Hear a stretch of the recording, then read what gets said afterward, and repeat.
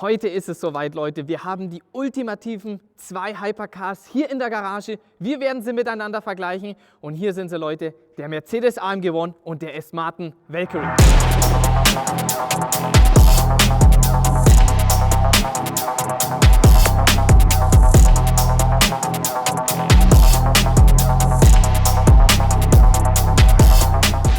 Ja, Leute, hier haben wir sie jetzt nebeneinander stehen, den Mercedes AMG One und den Aston Martin Valkyrie. Und ich würde mal sagen, der Markus darf auch gleich hier mit dazukommen. Markus? Hallo, grüß dich. Michi, alles gut? Ja, auf jeden Wunderbar. Fall. Ich hoffe bei dir auch. Mega. Mit einem ultimativen Biest bist du ja gekommen. Ja. Den Markus kennen wir ja auch schon ganz gut. Markus hat auch schon letztes Jahr im Nürburgring beim Gare Collector Track Day mit teilgenommen. McLaren Senna sind wir schon miteinander gefahren. Richtig. Deinen schönen KTM hast du mitgebracht. Ich muss gerade überlegen, was hattest du denn noch mit dabei? Senna GTR, Senna GTR, stimmt. Straßen-KTM, Rennen-KTM. Und jetzt dein ultimatives Biest ist hier. Genau. Neuzugang, haben wir auch schon ein paar Monate, aber damals auch immer noch nicht foliert. Ja. Deshalb ja nicht bei dir mit auf dem Track Day gewesen. Und ja, ich hoffe, das holen wir auf jeden Fall dieses Jahr nach. Auf jeden Fall. Wir können nämlich leider noch nicht fahren, weil Leute, draußen ist leider noch der Winter da, ja, und Semi-Slicks funktioniert halt leider nicht so gut. Nee, Aber bei der Leistung echt schwierig. Ich hatte ja schon das Glück, dass ich den Aston Martin Valkyrie einerseits auf der Rennstrecke fahren durfte, andererseits auch auf der Straße. Dementsprechend können wir hier die beiden Hypercars richtig gut miteinander vergleichen. Mercedes AMG One bist du bisher noch gar nicht gefahren, oder? Nein, kriege ich vielleicht auch noch mal die Möglichkeit. Ich bekomme auch keinen, sagen wir mal so, ich habe auch gar keinen bestellt, ganz ehrlich, aber vielleicht können wir ja mal zusammen fahren. Also ich finde Auch cool.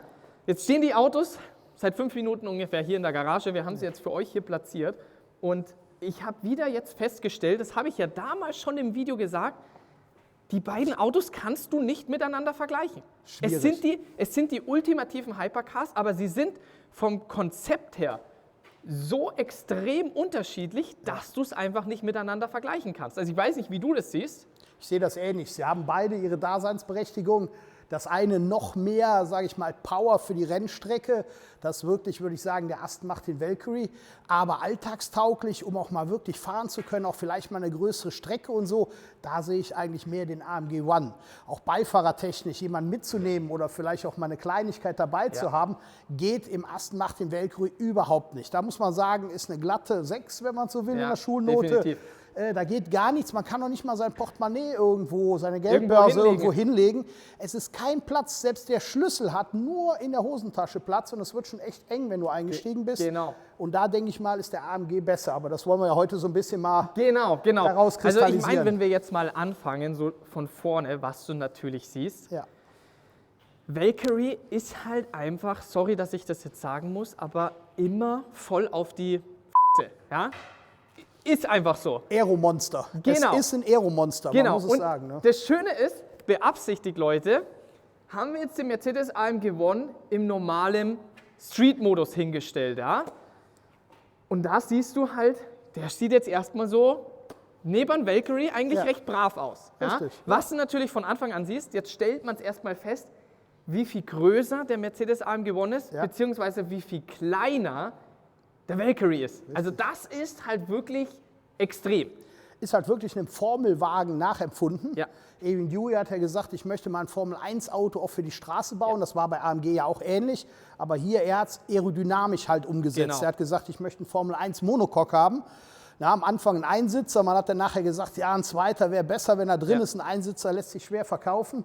Dann hat man das Monocoque etwas in die Breite gezogen. Aber wenn wir gleich mal von der Seite sehen, ist es wirklich ein Formel-1 Monocoque, nichts anderes. Du sitzt auch mit dem Arsch tiefer, sag ich mal, wie die Füße. Also das Original so Formel-1 Sitzposition. Das muss man ganz klar so sagen. Ich meine, du siehst es ja auch allein hier jetzt schon von der ganzen Aerodynamik. Ja. Das verschwindet halt hier. Das ist halt so eben Mercedes, so ein bisschen mehr Understatement. Genau, ja? versteckt so ein bisschen Weil dargestellt. Hier hast du jetzt nicht irgendwie sage ich mal jetzt hier doppelt, dreifach Verspoilerung, wie jetzt eben beim Valkyrie, ja. Siehst du ja hier einmal, zweimal, dreimal. Ja. Nochmal, Dann geht 4-mal. hier schön die Luft hier durch und was auch eben sehr, sehr geil ist, finde ich hier, es ist halt alles sehr offen gehalten, ja. Und sehr clever alles gemacht. Also ich meine, es wurden ja beide Fahrzeuge ja so extrem über Jahre hinweg im Windkanal getestet, was du eben beim Valkyrie eben siehst, alles sehr schön offen gehalten, hier ja eben an der Seite, wo eben, sage ich mal, die dreckige Luft, die wir nicht haben wollen, hier seitlich rausgeht und dann eben hier die innere Luft, die halt schön zum Motor hintergeht. Ja. Wir haben ja hier, glaube ich, was waren das? 6,5 Liter V12? 6,5 Liter V12 Das ist halt bei auch 10.500 Umdrehungen. Ja. Der Nee, wird- 11.200. 11.200, genau. 11.200 Richtig wahr, ja. Umdrehungen. Das müsst ihr euch mal reinziehen. Ja. Also ich meine, und dann eben wieder hier haben wir einen Krasses Gegenteil. 1,6 Liter, Genau. 6-Zylinder, aber, und das ist halt natürlich das Ultimative, wir haben hier einen reinen Formel-1-Motor, direkt raus aus dem Formel-1-Auto vom Lewis Hamilton und leistet insgesamt 1063 PS im Vergleich zu hier Valkyrie 1155 PS. Aber jetzt muss man ja ganz klar sagen, wir haben ja hier schon allein vom Verbrennermotor etwas über 1000 PS. Ja, der Rest ist dann, sage ich mal, ja, der Elektromotor, der noch drauf sitzt. Hier hingegen haben wir rein Verbrenner knapp 600 PS und der Rest ist dann Elektropower. Also man muss ganz klar sagen, rein verbrennermäßig gesehen haben wir hier definitiv deutlich mehr Leistung. Ja. Ja? Auch Drehmoment und so, das merkst du. Ich meine, die Elektromotoren werden das noch steigern können, natürlich von unten rum. Ja. Aber hier, du merkst, was für ein Biest in dem Auto steckt, wenn du wirklich mal so leicht aufs Gas gehst. Wir haben mal so ein paar Showrunden zum Fotografieren, zum Filmen gemacht. Das ist irre. Du merkst richtig die Urgewalt, die von hinten los will. Ja, wo du sagst, jetzt mach ich den Käfig aus und jetzt geht's los. Ne? Genau. Ich meine, wir sind ja beide mal gefahren, AMR. Irre, was das Ding kann. Ja, das ist verrückt. Also du merkst vor allem hier Valkyrie, also wir haben die beiden Autos jetzt noch nicht miteinander gemessen. Ja. Das würde mich mal richtig interessieren, ja. Weil, klar natürlich, so, wenn du jetzt halt auf dem Papier schaust, mehr Leistung, deutlich weniger Gewicht. Ich meine, Project One hier 400 Kilo schwerer und 400 Kilo, das ist halt eine Welt. Aber deswegen dachte ich, als ich beide auf der Rennstrecke gefahren bin, dass der Valkyrie hier deutlich schneller wäre. Aber du merkst halt einfach wieder hier, sage ich mal, Querbeschleunigung, Kurven, hat das Mercedes so extrem gut hinbekommen, weil hier geradeaus ab 200 bin ich mir auf jeden Fall sicher, ist der Valkyrie schneller. Ja? Aber bremsenmäßig, ja, und dann eben natürlich in den Kurven ist das abartig, wie das Mercedes hier hinbekommen hat. Und ich würde es mal ganz kurz vorschlagen, weil wir haben ihn jetzt hier rein im Street-Modus. Beim Valkyrie kannst du ja in dem Sinne ja nichts mehr verändern, klar, auch DRS-Funktion. Aber ich würde sagen, ich steige jetzt mal kurz ein. Wir setzen jetzt das Auto in Race-Modus und dann wird es interessant, wie das hier nebeneinander gleich mal ausschauen wird. Was wir natürlich auch direkt gleich sehen, Leute, nochmal, weil das hat der Markus gerade so schön gesagt. Du sitzt halt wie in einem Formel-1-Wagen hier im Valkyrie, aber das ist halt im Project One 1:1 genauso gleich, weil nämlich hier der Po, du sitzt extrem weit unten, du kannst den Sitz nicht verändern, du kannst nur hier, die Pedalerie kannst du nach vorne und nach hinten, sonst kannst du hier nichts machen. Klar, Lenkrad auch, wunderbar hier, sogar auch alles automatisch. Ja. Beim Valkyrie gehen wir jetzt dann gleich rüber, das ist halt nochmal deutlich radikaler, aber das ist das Schöne, du steigst hier entspannt ein, hast aber eine Sitzposition wie in einem Formel-1-Auto, bedeutet, du hast wirklich alles mit dabei. So, jetzt starten wir das Ganze mal. So, jetzt befinden wir uns hier im Elektromodus. Ja? IWS bedeutet, wir könnten jetzt sofort losfahren. Wir sehen auch hier, es heizen sich jetzt die Katalysatoren auf, ja? Wie in einem Formel-1-Auto. Sozusagen, dass das Ganze jetzt halt hier aufgewärmt wird, nur dass du eben keine 50 Ingenieure benötigst und kannst den jetzt dann auch direkt bald starten. Ne? Wir gehen jetzt in Race Safe, jetzt haben wir den Race-Modus und jetzt gehen wir hier in den Race Plus-Modus, hier nur Rennstreckennutzung und wir klicken hier drauf und jetzt fährt sich das Ganze hier runter. Flaps klappen aus, hinten Heckspoiler geht hoch und jetzt bin ich mal gespannt, wie das Ganze jetzt hier ausschauen wird. Und Ja, Markus, Michi, muss ich sagen, der ist natürlich ein Was ganz sagst du? anderes Bild. Ganz anderes Bild. darum genau, das ist das Faszinierende für mich bei dem Auto, weil jetzt, Leute, Schaut euch das Ganze nochmal von vorne an. Gerade stand er ganz brav da. Und jetzt allein, was das schon ausmacht, Wenn er die Kiemen aufstellt. wie diese Ne? Kiemen sich aufstellen. Ja. Er ist jetzt deutlich tiefer geworden. Ich würde auch mal wirklich behaupten, ne? Ja, da ist kaum mehr Unterschied da. Da ist von den Kotflügeln her, sind die auf jeden Fall mittlerweile identisch. Dach ist noch etwas höher, das macht aber der Komfort ja auch aus, den du im Auto hast. Aber ansonsten, sage ich mal, auch von hinten gesehen. Gehen Mit wir dem mal riesen hinter. Spoiler jetzt hinten rausgefahren. Ey, das ist Sieht ja schon brutal aus Also jetzt. das Ne? ist ein Bild, Leute. Zieht euch das mal rein. Man Ist merkt das- halt immer noch so den Unterschied zwischen, ich sag mal, reinem GT-Racer, Ja. ne, so mehr so auch in die GT3-Richtung gehend. Und hier so immer noch so, ja, das verdeckte Formelauto. Ne, so immer noch winzig, Formelauto ist auch schmäler. Ne, so. Genau.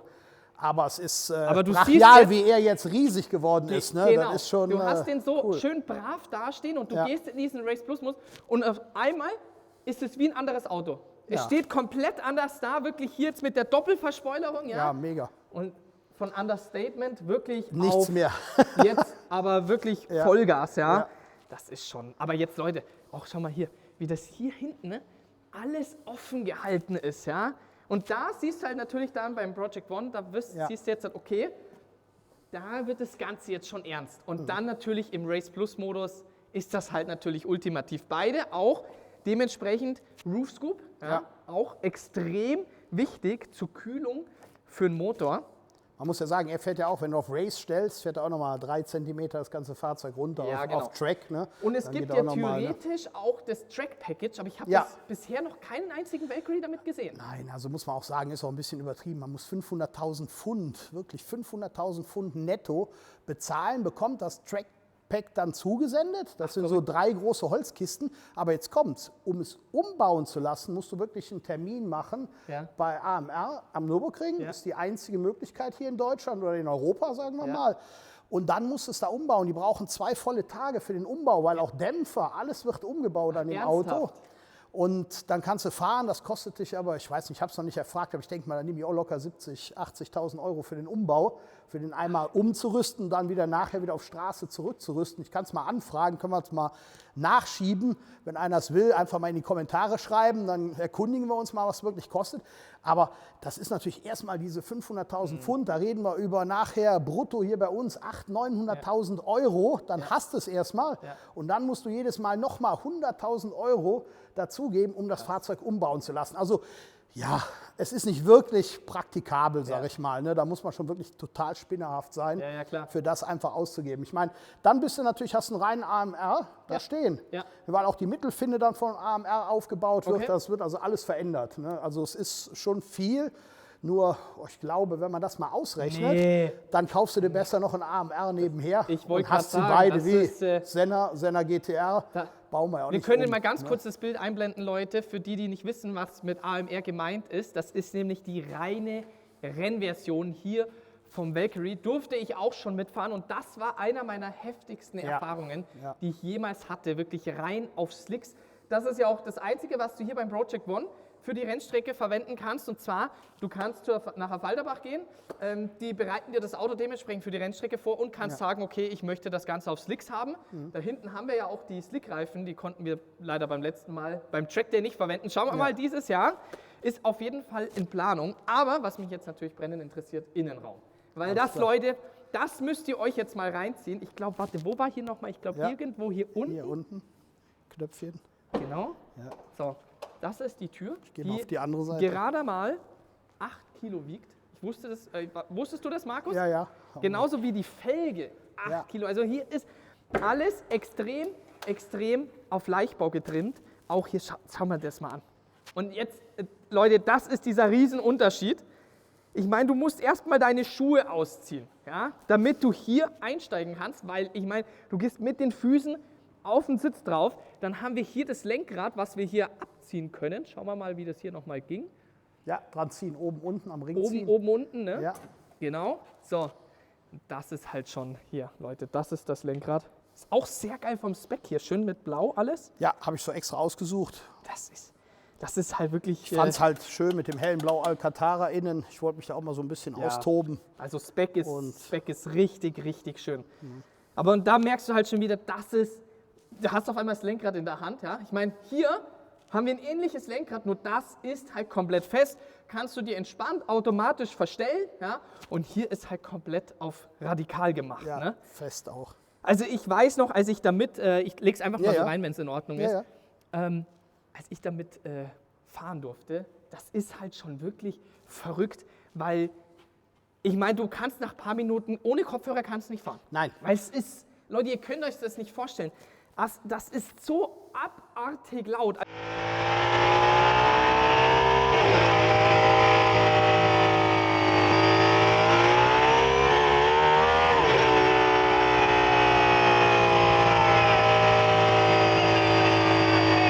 Also Project One ist ja auch schon extrem laut und du hast auch Kopfhörer, ein bisschen anders, ja. Da hast du schön die kleinen Kopfhörer, die du hier reinsteckst, kannst kommunizieren. Hier hast du eigentlich wie in so einem Helikopter, wie in einem Jet, hast du die dicken Kopfhörer. Brauchst du aber auch. Wir haben den letztens mal gemessen, so bei 60 km/h, also wirklich easy, Stadtverkehr fahren, 113 dB im Innenraum. Und wenn du dann ein bisschen schneller fährst, Rennstrecke oder mal Autobahn und du gehst über die 200, hast du wirklich 130 dB im Innenraum. Das ist das hältst du gar nicht aus, das kannst du nicht fahren, du machst ja alles kaputt. Ne? Das heißt, du musst zwingend die Kopfhörer anziehen. Ist so. Ne, jetzt sagen auch viele Leute, ja, wie Kopfhörer im Straßenverkehr ist ja verboten, geht ja gar nicht. Ne? Aber die lassen die Geräusche wie Warnsignale, Hupen und so, lassen die durch. Also da bekommt man schon alles mit. Genau. Aber du musst zum Kommunizieren und selber zum Schutz, sage ich mal, von deinem Gehör, musst du die Kopfhörer einfach tragen. Das ist ein weiteres Hindernis natürlich für die Alltagstauglichkeit.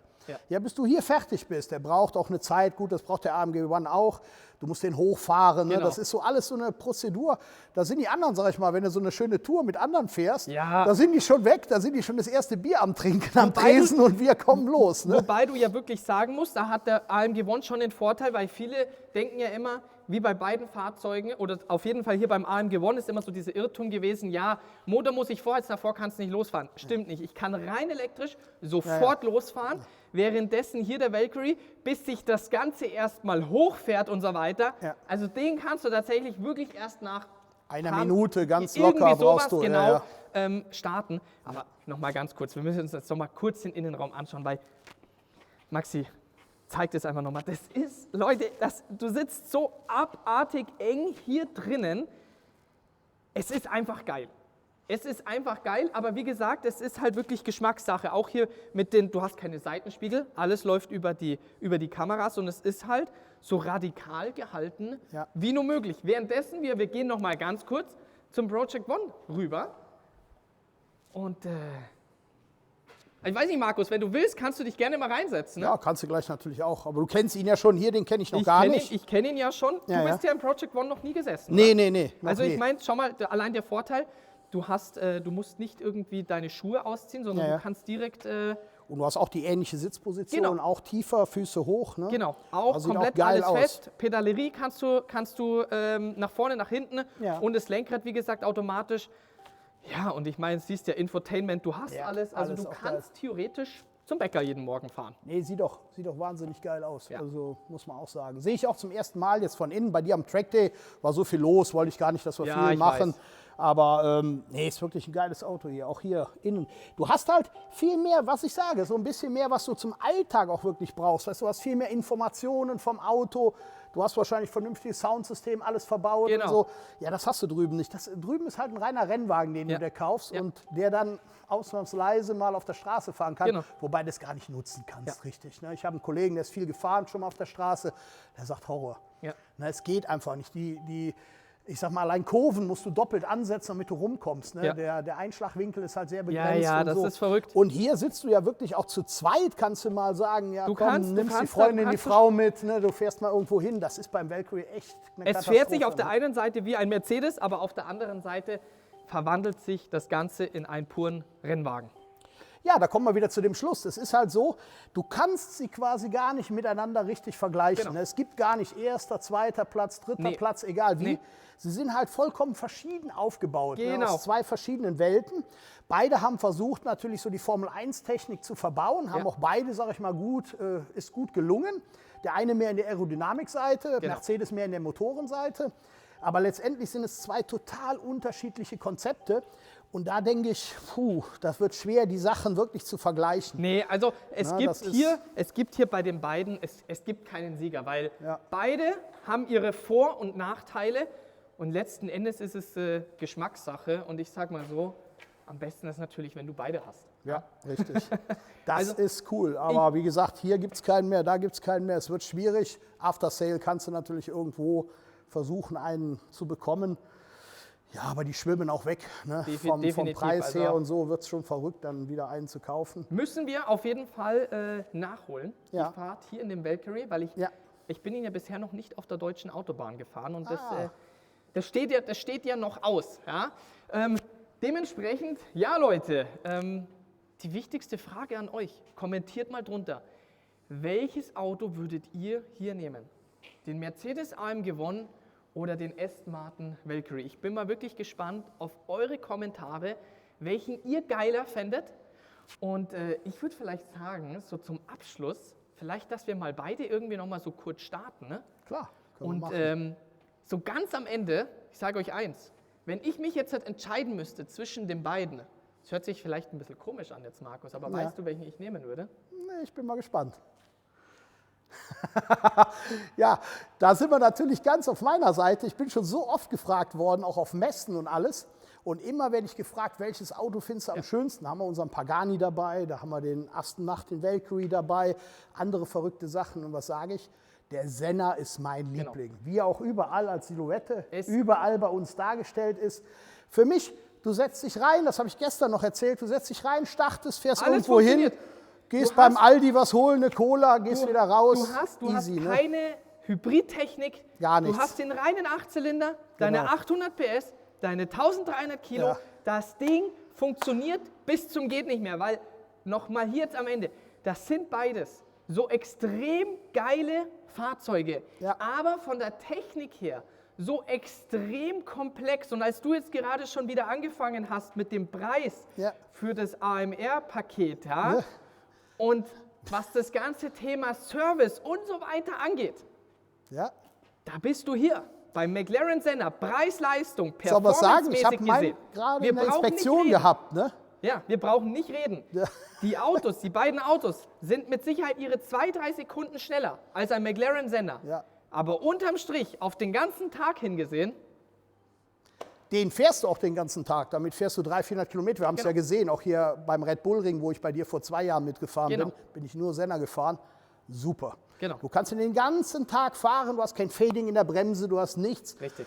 Das Einzige ist, du musst halt andauernd tanken fahren. Der verbraucht halt auch sehr viel kleinen Tank, aber das haben die genauso. 2 Runden also Red Bull das ist hier auch. Dann kannst du wieder tanken fahren. Ja. Und ich würde jetzt vorschlagen, wir machen jetzt Schluss hier mit dem Video. Und wir starten jetzt beide nochmal ganz kurz, oder? Machen wir so. Also, von daher, Leute, wir sind raus. Peace out. Bis zum nächsten Video wieder. Ciao, ciao.